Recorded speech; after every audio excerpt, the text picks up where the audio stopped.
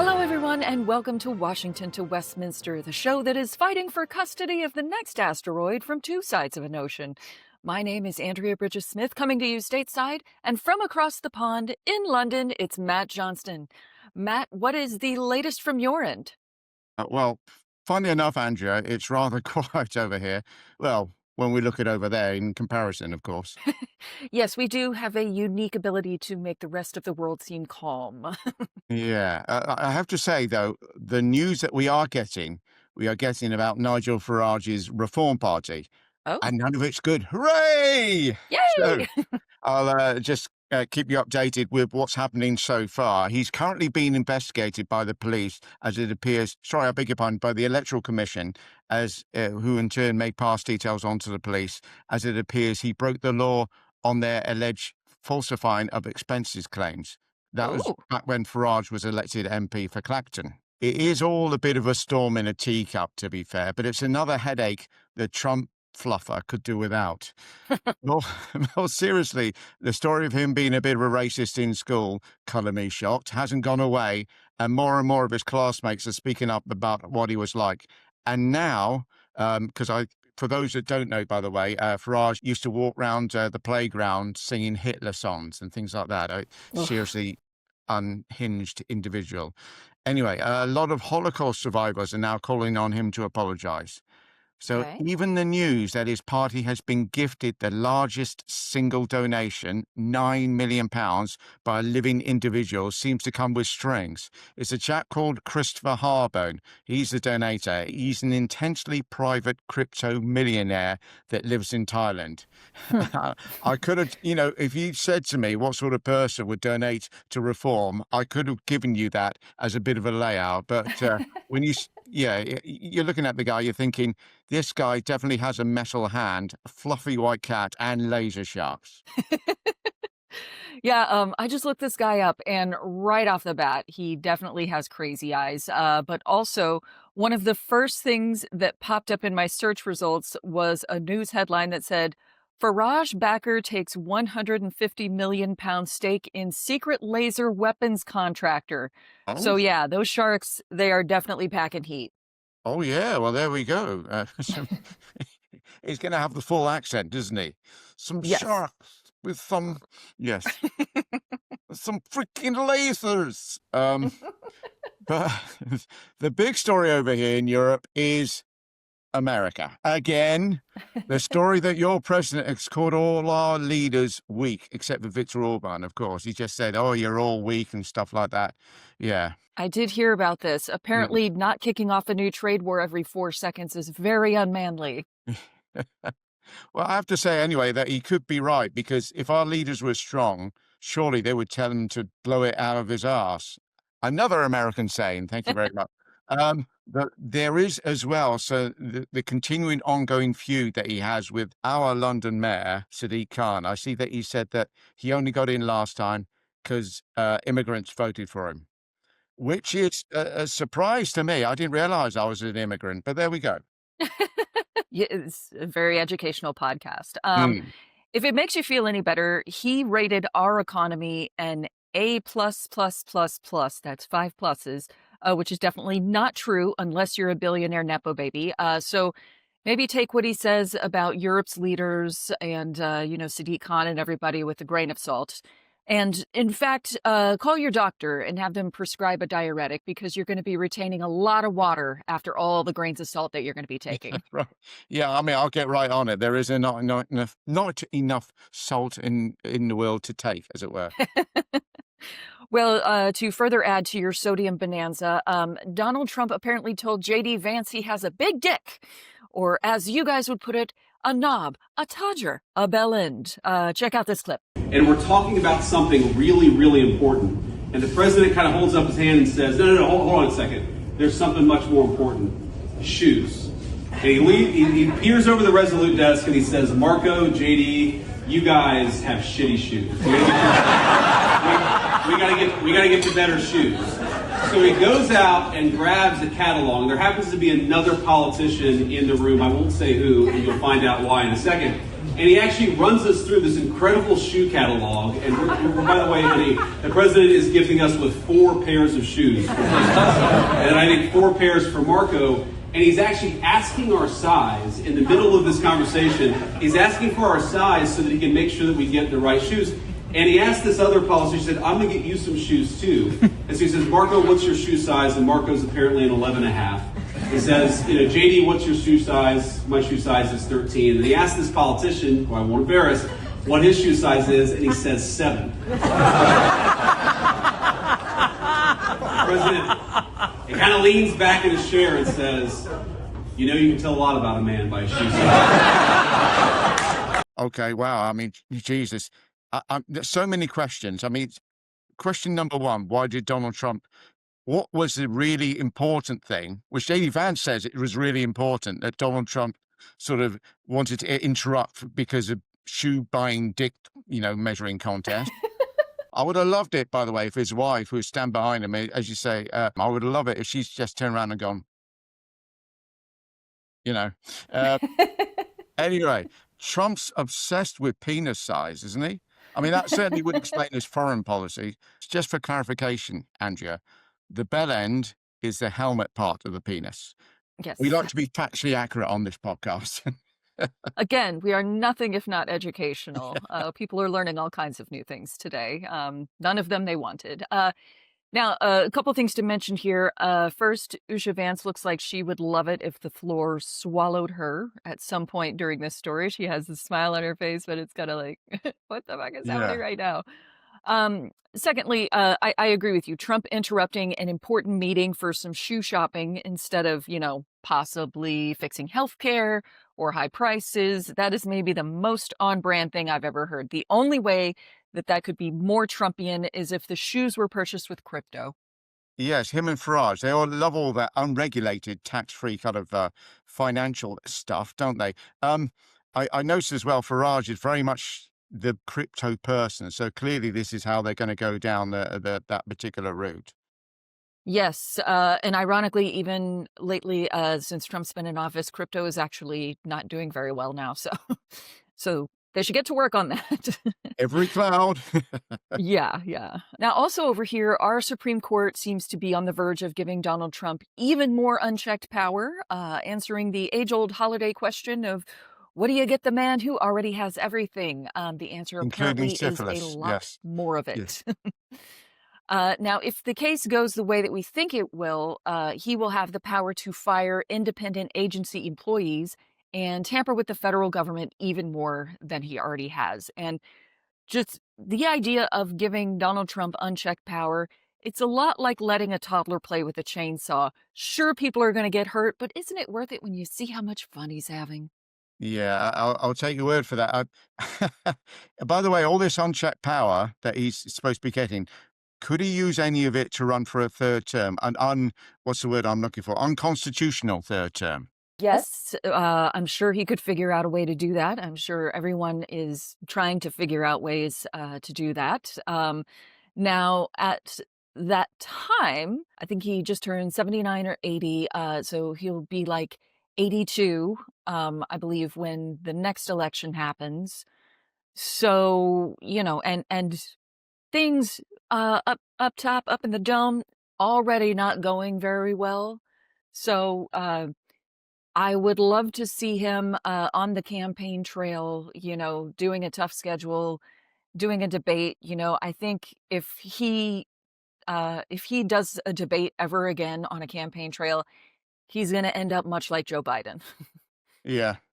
I mean, the difference, of course, is the fact that he's not exactly weighed down by the job, is he? Because he's not doing the job. As we just pointed out, it was the fact that they tried to bring up an important meeting. He's just like, shoes. What shoes do everybody got? He's already there. He's not doing anything to run the country, surely. Yeah, honestly, if somebody could just dangle some keys and kind of lead him, give him a bright, shiny object to look at and go over there, that might be better for the country. Wow, truly frightening. So Matt, this has been quite a year, to put it mildly. Trump, of course, has remade our country in whatever image he has in his head that day, while Starmer's been doing his best to make Nigel Farage look like the best hope for Britain. This is going to be our last episode of the year and of the season. So let's do some predictions. What do you think is on the horizon for next year?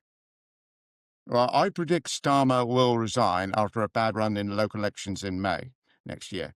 And he'll be replaced by a piece of magnolia wallpaper, and no one will be able to tell the difference. Now, that's not fair. I've heard that magnolia wallpaper is a lot of fun at parties. Yeah. I sadly predict as well that we may find ourselves even further adrift from the US, certainly when it comes to things like the Ukraine Russia involvement. And this may well speed up a closer European NATO type army. We are already in the throes of doing this, as you know, in the last year or so. Spending for each of our armies has gone up massively. Yeah, just to make you feel better, there's never been a better time to be a bit adrift from the US. We're kind of like that relative that can't get their shit together who, if you call them to check on them, you're going to end up giving them a ride to the airport and not getting reimbursed for gas. Yeah, if only, yes. If only it was that simple, right? Yes. So what about you, Andrea? Any predictions? Do you see the US lasting 2026? I actually, this is going to really freak you out, but I weirdly do have hope. And even weirder, I think it's because things are about to get a lot worse. Well, if it's one thing that, to be fair, it's one thing that the Americans do very well. It's hope. We know that. Yes, yes. Well, that is our Hmm. superpower, that and the military thing. So what's the hope in this case? Well, you know how America's always having an election, even when it isn't? Yes. Yeah. Well, next year in November is the midterms, and there's a lot of things that I think are about to happen that are going to affect the outcome. Number one, extra tariff costs that have not been passed along to consumers yet, those are going to start coming out. It's going to make everything more expensive at a time where people are already struggling to afford things. I saw a poll this morning that half of all Americans are already finding it difficult to pay for food. Um, Two, energy costs, they've been going up. They're going to continue to go up. Three, the job market is pretty bad, has been for a while, and I would expect to see more job losses and layoffs as AI advances further. And finally, Trump is going out on this speaking tour to try and convince everybody that the economy is good and that he's making it better. And so far, he is totally making a mess of that. He is saying that the economy is great when nobody feels that way, except for maybe billionaires. Yeah. Okay. Sorry. Why does that all that stuff give you hope anyway? Well, let me be clear. I'm not rooting for Americans to suffer. I think it would be excellent if Trump fixed the economy, improved the job market, balanced the budget, and sent everyone a nice fat check with his name on it. It'd still be hard to stomach all the other stuff, Mm. but it's a lot easier when you have something in your stomach. Yeah. People are already pissed, and they're going to get more pissed next year. And one of two things is going to happen. Either Trump is going to realize he needs to get serious about fixing the economy and actually do things to help prices come down, which is going to give people breathing room.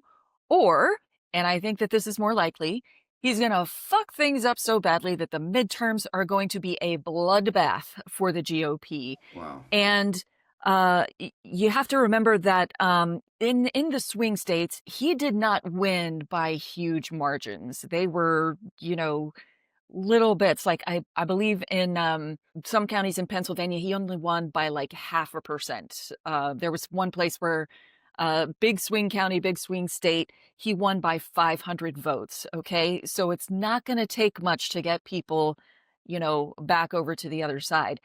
And if you have this blue wave and a bunch of Democrats get into, the House and the Senate, then they can start pushing back on him more, which would be great.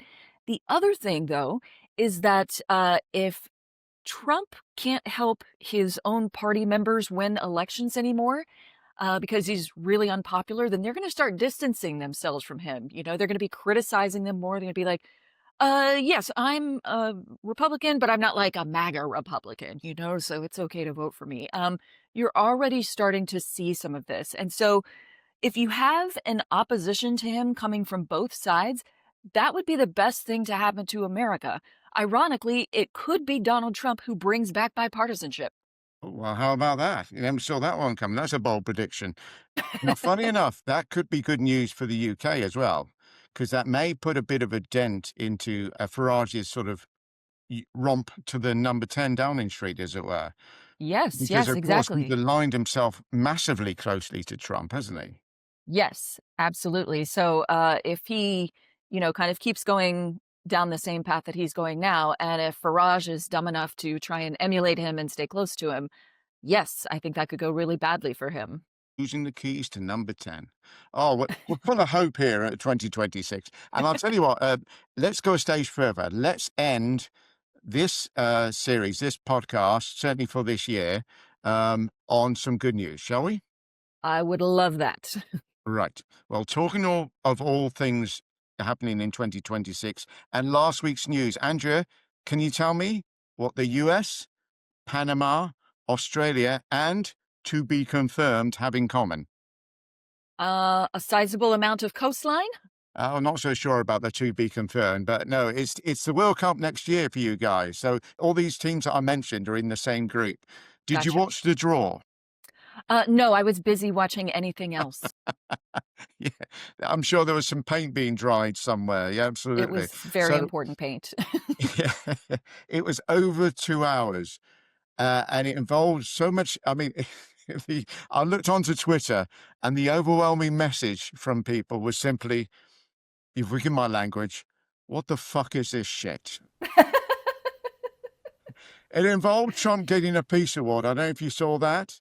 Yes, actually, I did catch that part. I was at a restaurant with my kids, and that was playing on the TV, and one of my kids was like, "Mom, why is Trump getting an award?" And I looked over there, and I was like, "Oh," and I had to explain it to him, and he was like, "That's really stupid."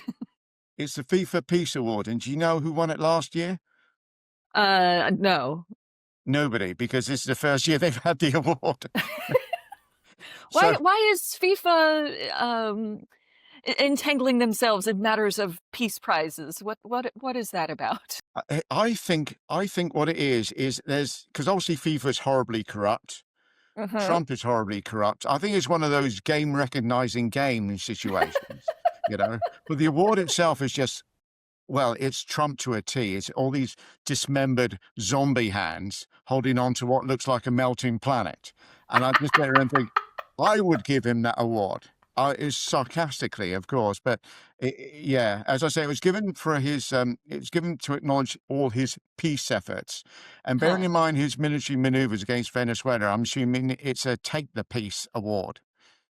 Yes, and I heard that Thailand and Cambodia, which he apparently helped to calm down, have flared back up again. So, yeah, that earth melting is very on the nose. I'm wondering if the person that designed the medal was like, not a Trump fan. They were like, I know exactly what to do. Yes. Oh, I've got this.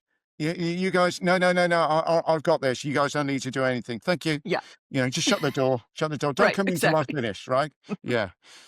So last time America had the World Cup, 1994, I think, but in 1993 when they had the draw, Robin Williams, God rest his soul, came out and absolutely stole the show. They got clips from it. As you can imagine, there's a FIFA all being kind of all rather stuffy and stuff like that. And he's going off on one and various things. He's killing it, absolutely killing it. This time, Robbie Williams and that girl from the Pussycat Dolls came out and sang a song so bad, I believe that the international courts have called it a war crime. Okay, do they get a peace prize for that too? They should get some sort of yeah. I'm assuming, genuinely, I'm assuming that the song was written by AI because it makes no other sense otherwise. Okay, I've gotta check that out. That sounds really funny. But most insanely of all is that the whole thing took over 2 hours. 2 hours. There's a point where they're like having to draw the ball. So it's like a bowl, goldfish bowl, and they're doing this spinning the ball. It's just like, we know you don't know what's in each of the balls, just and pull the ball out. But they're doing this sort of weird spin on each one. It took over 2 hours to put 48 teams into different pots. Ugh. To give you some idea of context, the FA Cup draw, which is a quaint little English and Welsh competition involving all of our teams over here, managed to draw 64 teams in just over 14 minutes. That's the way to do it. You're going, that's introductions as well, including, it's the first time they've done this, the first time, that sort of thing. Yeah, I feel like we don't need that much, pomp and circumstance Mm. over taking some balls out of a bowl. I feel like I coulda had him out of there in 10. Yes, yes, absolutely. I mean, 14 minutes is just a little bit of gabby, gabby, gabby, but okay, sort of thing. Right, Yeah. right. But the funniest part of all this, apart from absolutely everything that I mentioned so far, is that for the first time in its history, the World Cup will have a pride match. Now, as the name suggests, two teams will take part, and there'll be lots of rainbow flags and pride memorabilia, celebrating basically the gay lifestyle. It'll all be surrounding the venue. The players will be expected, I guess, to play with armbands, that sort of thing. Okay. But the two teams in question are Iran and Egypt. Oh, no. Yeah, Oh, no. That's not good. not bad, is it? Not bad. They've Oh, lodged a complaint, and who knows? With Trump in charge, you may turn around and go, "No, they got a point. They got a point." So, I think we yeah. should stop all this DEI, and that sort of. So rather depressing. Otherwise, it would just be brilliant, especially as the last time we had it in Qatar, where of course they've got horrific anti-LGBT laws. Yeah, well, they also have, terrific, heat over there, and so, if anybody is going to be playing in Texas, during the FIFA World Cup, go ahead and hydrate because it's gonna be about the same temperature as Qatar. Well, I mean, and this is one of those sorts of things. The last time I watched the World Cup in another country was all the way back in. No, no, no. Okay, I'm just remembering a certain point where I watched the World Cup in another country. Back in 1990, I was in Canada. Oh. And I know that in '94, the Americans wanted quarters as well as having, because we got halves, which means you got 45 minutes of football, 15 minutes of break, and then 45 minutes of football. Mhm. And they were saying, that's too long, let's have quarters. I can kind of see that. I don't Yeah, really yeah. have a problem with that, especially in the heat and stuff. But what they did instead, they would have ad breaks during the match. And at one time, I'm watching the England-Germany match, West Germany as it was back then. And it's like, oh, and Lineker's through, and Lineker's, and you're sitting there going, drink Bud Light. And you say, what's going on? All of a sudden it's cutting away to this advert. You're sitting there, no, what just, and then it'll cut back and you're like, well, what happened? And obviously, yeah. So there we go. Yeah. I'm sure you guys will do right by it though. I'm sure we won't, but we'll give it the old college try. Absolutely. All right. Well, that's it. Thank you very much, everybody. That's it for another week, but also for 2025. Thank you for everyone out there for joining us and looking forward to seeing you all in 2026. Wow, sounds weird even saying it, doesn't it? So, in the meantime, though, you can catch up with Andrea's channel right here or at the Phoenix News Network if you're watching it on mine. And then, of course, there's my channel, which is being a bit sporadic at the moment, but we'll be back with a bang in the new year. And it is at theinterestingtimes.co.uk. So until then, so long, everyone, a Merry Christmas and a Happy New Year. Bye.